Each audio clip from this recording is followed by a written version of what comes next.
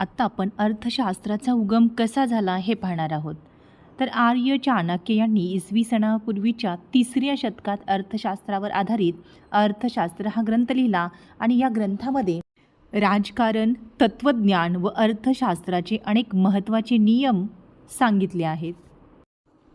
चाणक्य यांनी प्रामुख्याने राज्य व्यवहार कसा करावा आणि त्यासाठी साधनांची जोडणी कशी करावी याचा विचार इथं मांडलेला आहे.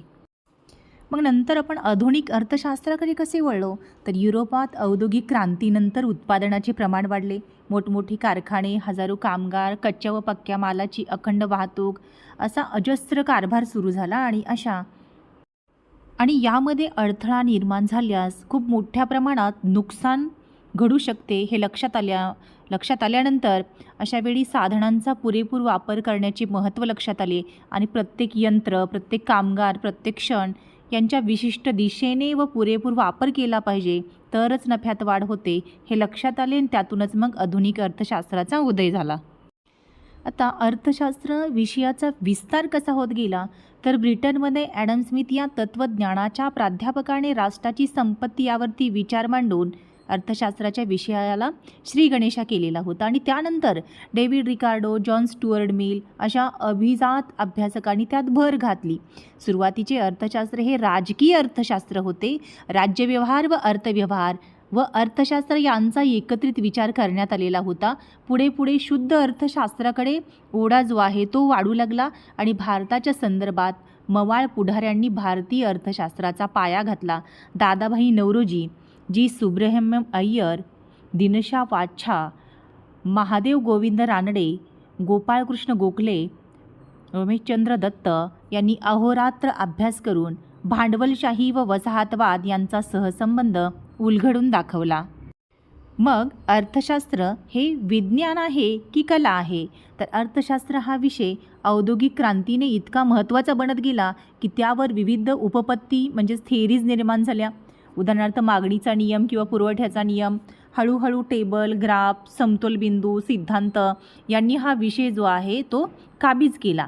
अर्थशास्त्र हे विज्ञान वाटू लागले आणि विज्ञानाची पदवी अर्थशास्त्राच्या विद्यार्थ्यांना मिळू लागली. विज्ञान हे अखंड विजयी असते. त्यांचे नियम कुठेही कोणत्याही परिस्थितीमध्ये लागू पडतात असं वाटू लागलं आणि 20व्या शतकाच्या सुरुवातीला भांडवली अर्थशास्त्राने या विषयावरती प्रभुत्व गाजवलं आणि भांडवली चक्रे खऱ्या अर्थव्यवस्थेपेक्षा वेगाने फिरू लागली. त्यातून वरच्यावर भांडवलाचे संचयन होऊ लागले आणि ही हवेतील इमारत उंच उंच जाऊ लागली, पण तिचा पाया ताकलादू होता आणि हा पाया 1929च्या जागतिक महामंदीने डळमळला आणि भांडवलशाहीचे पाय मातीचे असल्याचे दिसले. तसं तर आधी समाजवादी विचारवंतांनी तिची समीक्षा सुरू केली होतीच. कार्ल मार्क्स यांनी आपल्या भांडवल या ग्रंथात भांडवलशाहीच्या प्रवृत्तीचा उभा आडवा छेद घेतलेला होता. अर्थशास्त्र विज्ञानाकडून कलेकडे कसे वळले, तर मंदीच्या पार्श्वभूमीवर भांडवलशाहीची नव्याने मांडणी करणारे नव अभिजात प्रकारचे विचारवंत निर्माण झाले.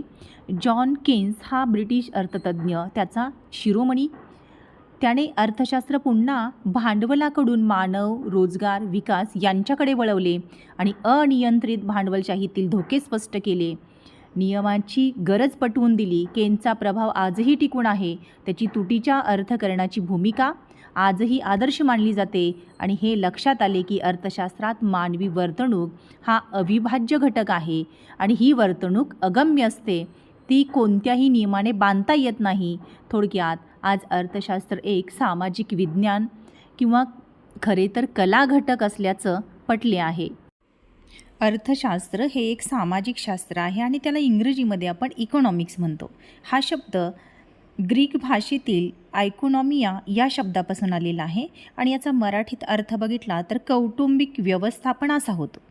पॉल सॅम्युएल्सन यांनी अर्थशास्त्राचा अर्थ सामाजिक शास्त्राची राणी असा लावलेला आहे, कारण कुटुंबाची अंतर्गत जबाबदारी घरातील स्त्रीची असते.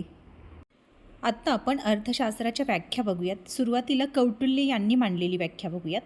तर अर्थ म्हणजे संपत्ती आणि शास्त्र म्हणजे विज्ञान, म्हणून अर्थशास्त्र म्हणजे संपत्तीचे संपादन आणि व्यवस्थापन होय, अशी कौटिल्य यांनी व्याख्या केलेली दिसून येते. तर ॲडम स्मिथ यांच्या मते अर्थशास्त्र हे संपत्तीचे शास्त्र आहे.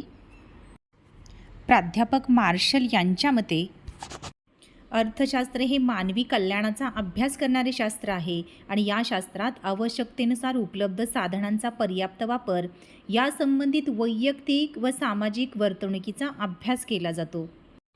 लिओनील रॉबिन्सनच्या मते अमर्यादित गरजा आणि मर्यादित परंतु दुर्मिळ आणि पर्यायी उपयोगाची साधने यांचा मेळ घालताना करण्यात येणाऱ्या मानवी वर्तनाचा अभ्यास करणारे शास्त्र म्हणजे अर्थशास्त्र होय. तर केन्स यांच्या मते दुर्मिळ साधनांचे प्रशासन व उत्पन्न आणि रोजगाराचे निर्धारक घटक यांचा अभ्यास करणारे शास्त्र म्हणजे अर्थशास्त्र होय.